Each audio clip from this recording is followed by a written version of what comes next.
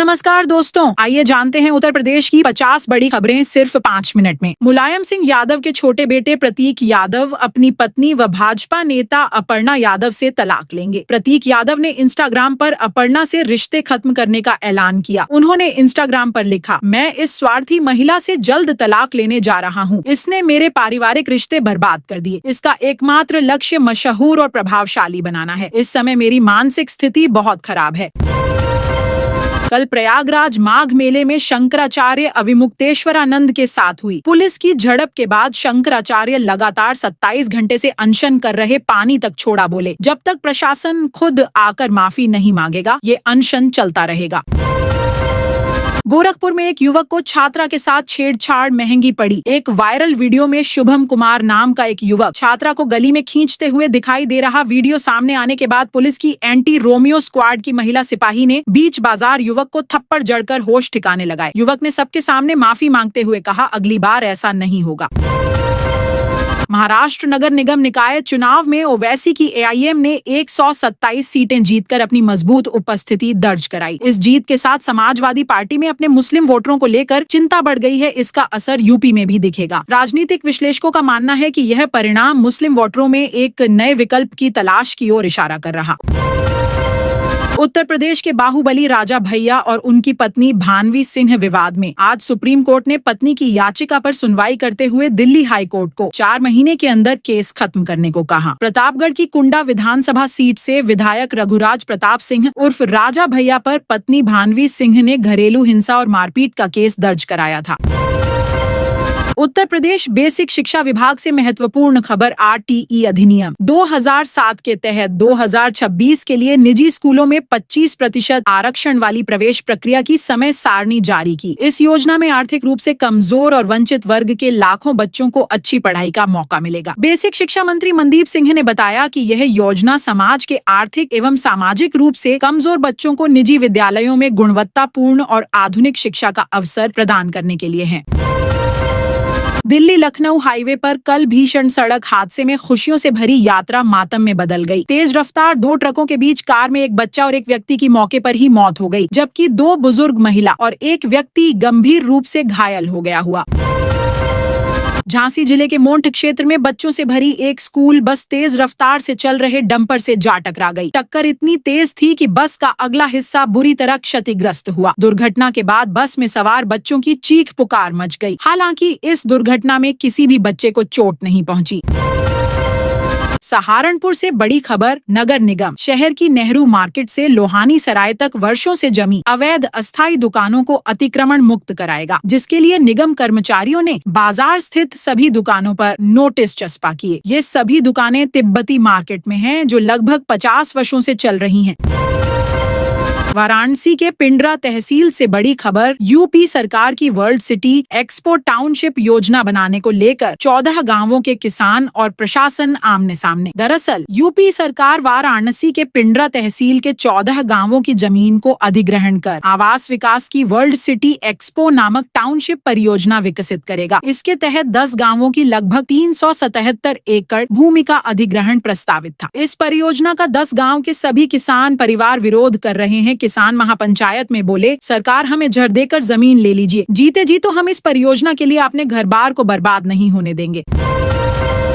झांसी जिले से पशु क्रूरता की दिल दहला देने वाली घटना सामने आई। यहाँ एक व्यक्ति ने कुत्ते को रस्सी से बांधकर लाठी से बेरहमी से पीटा। सिर्फ 60 सेकंड में 16 लाठियां बरसाईं। आरोपी उस पर तब तक वार करता रहा जब तक उसकी मौत नहीं हो गई। वीडियो वायरल होने के बाद गांव वालों की शिकायत पर पुलिस ने आरोपी राजकुमार यादव के खिलाफ पशु क्रूरता अधिनियम के तहत मुकदमा दर्ज कर गिरफ्तार किया। प्रयागराज में धरने पर बैठे शंकराचार्य अविमुक्तेश्वरानंद से अखिलेश यादव ने फोन पर बातचीत की। अखिलेश यादव ने शंकराचार्य से कहा, मैं आपके साथ हूँ और जल्द आपसे मिलने आऊंगा। मौनी अमावस्या पर शंकराचार्य को पालकी से स्नान करने से रोका था।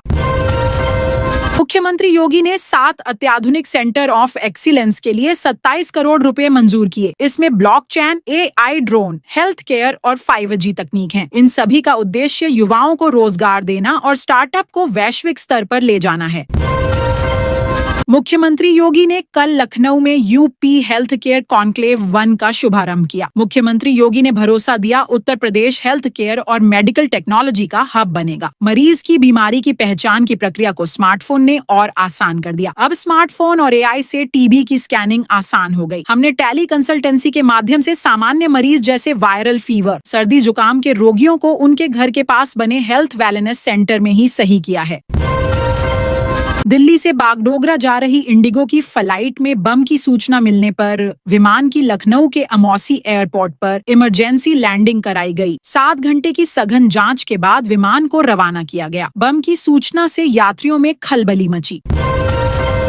इलाहाबाद हाई कोर्ट का बड़ा फैसला। शहरी क्षेत्रों में बंदरों की समस्या से निपटने के लिए वन विभाग को पूरी जिम्मेदारी सौंपी। यूपी सरकार ने भी आदेश जारी कर स्पष्ट किया, नगर निगम और नगरपालिका का वन विभाग को सहयोग रहेगा। वन विभाग 1 माह में कार्य योजना तैयार करेगा, जिसमें बंदरों को पकड़ना, सुरक्षित स्थान पर ले जाना और उनका वैज्ञानिक प्रबंधन शामिल है। झांसी से बड़ी खबर। रिटायर्ड रेलवे कर्मी ने 27 साल छोटी प्रेमिका की हत्या कर बॉडी के टुकड़ों को 7 दिनों तक एक-एक करके जलाया ताकि बदबू घर से बाहर ना जाए। मोहल्ले वालों ने शक होने पर पुलिस को बुलाया, जिसे देखकर आरोपी घर से फरार हुआ। आरोपी का नाम ब्रजराज। मुख्यमंत्री योगी कैबिनेट मंत्री राकेश सच्चान की बेटी की शादी में शामिल होने कानपुर पहुंचे थे। सीएम योगी का कानपुर मेयर प्रेमिला पांडे ने स्वागत किया। यूपी के सीतापुर में बहू बेटे को बंधक बनाकर 50 लाख रुपए की चोरी की। देर रात 6 बदमाश छत के रास्ते घर में घुसे और बंदूक के दम पर परिवार के 6 लोगों को बंधक बनाकर घर से 50 लाख रुपए की नकदी और गहने चोरी कर ले गए। यह घटना सीतापुर जिले के रसूलपुर गांव की। यह मकान रिटायर लेखपाल का था, जो गांव से बाहर बीच खेतों में बना था। पुलिस सूचना पर फॉरेंसिक टीम और डॉग स्क्वाड के साथ पहुंची। उत्तर प्रदेश के नोएडा में बड़ा दर्दनाक हादसा हुआ। गुरुग्राम से नोएडा के यूरिका पार्क जा रहे युवक युवराज मेहता की कार कोहरे के कारण नाले की दीवार तोड़ते हुए 30 फीट गहरे दलदल में गिर गई थी। युवराज की कार गड्ढे में गिरते ही दलदल में समाने लगी। युवराज किसी तरह कार से निकलकर उसके ऊपर चढ़ गया। पिता को फोन करके पूरी घटना बताई। पिता डायल 112 पर सूचना देकर मौके पर पहुंचे। प्रभारी निरीक्षक सर्वेश सिंह भी फोर्स के साथ वहां आए, लेकिन युवराज मोबाइल की टॉर्च जलाकर चिल्लाता रहा, लेकिन विजिबिलिटी 0 होने के कारण उस तक नहीं पहुंच सके और गाड़ी दलदल में धंसने से उसकी दर्दनाक मौत हो गई। जम्मू कश्मीर के किश्तवाड़ में सेना और आतंकियों के बीच मुठभेड़ में सेना के 7 जवान घायल, 3 जवानों को सीरियस होने पर एयरलिफ्ट किया गया। ऑपरेशन त्रासी जारी है। इलाके में 2 से 3 आतंकियों के छिपे होने की संभावना। ये तीनों आतंकवादी जैश-ए-मोहम्मद से जुड़े बताए जा रहे हैं। अधिकारियों के मुताबिक आतंकियों की तलाश अभी भी जारी है। इलाके पर ड्रोन से नजर रखी जा रही। मुख्यमंत्रियों आदित्यनाथ ने कल मौनी अमावस्या के दिन प्रधानमंत्री आवास योजना शहरी 2 के अंतर्गत 2 लाख शहरी लाभार्थियों के खाते में 2000 करोड़ से अधिक की पहली किस्त डीबीटी के माध्यम से जारी की। उन्होंने इस मौके पर कई लाभार्थियों से वर्चुअल संवाद भी किया। वहीं केंद्रीय मंत्री मनोहर लाल खट्टर ने बताया, योजना का लक्ष्य हर बेघर को पक्का घर देना है, जिसमें 93% महिलाएं लाभार्थी हैं। उत्तर प्रदेश अग्निवीर युवाओं के लिए बड़ी खबर। परीक्षा पास अभ्यर्थियों का 6 फरवरी से फिजिकल आयोजित होगा और यह 20 फरवरी तक चलेगा। शारीरिक परीक्षा लखनऊ कैंट के एमएमसी स्टेडियम में आयोजित की जाएगी।